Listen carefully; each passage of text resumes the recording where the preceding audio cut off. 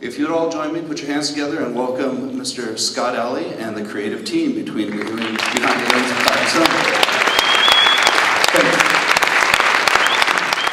One of the things that we didn't want to talk about previously was that was the timeline of how our stories relate to the movies that you've probably all seen. Do you want to jump into that just a little bit, like where Aliens and where Prometheus kicks off timeline-wise? So the first two Aliens films take place considerably after Prometheus. Right. The Aliens comic begins in between scenes about 20 minutes into Aliens, the second film in the franchise. It involves Hadley's Hope. Yeah. People that would have died off screen in the film now die on panel in our comic. Spoilers, they all die. You're welcome.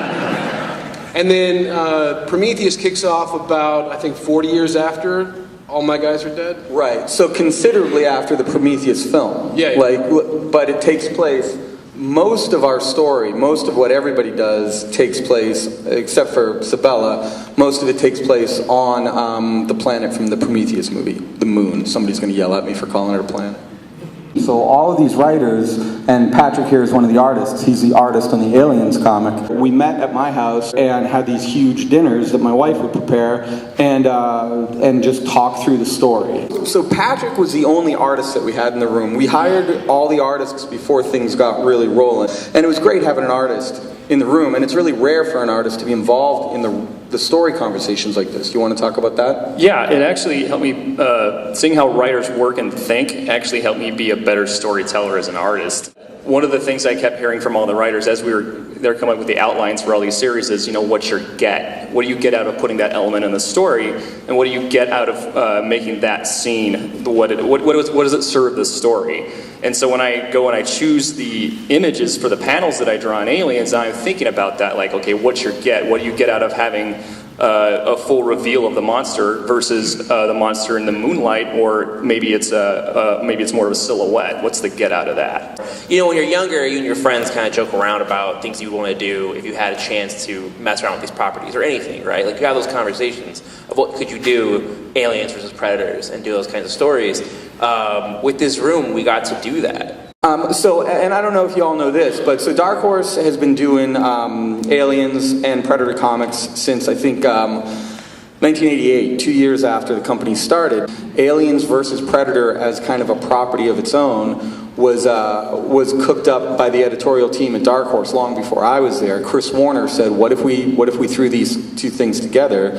And they proceeded to do a lot of comics, and it was a huge hit for us, very early on in our history of doing licensed comics. And I think aside from Randy, who was in the room every week and worked on those comics, Sebela knew more about any of those books than anybody else in the room. So Chris, you've said to me a bunch of times that getting paid to throw Aliens and Predators together was a dream come true. But what do you think you got to do in your series that you hadn't seen before? I just made Aliens and Predators fight. I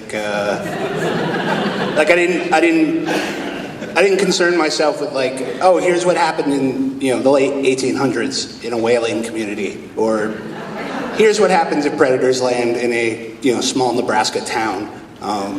It's just when people see Alien versus Predator, basically what they want is an alien versus a predator. So I just tried to distill it down to its essence. Another person with that laser-like focus, just I've got this.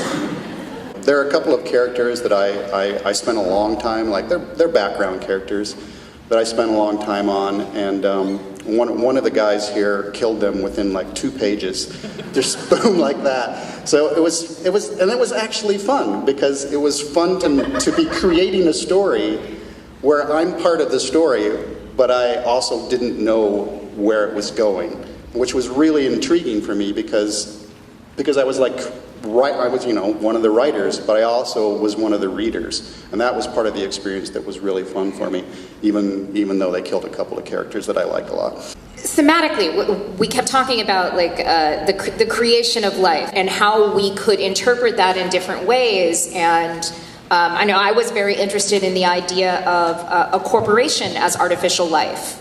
That's very relevant to our current thinking. That's something it's a great story and it's exciting, but it matters, you know?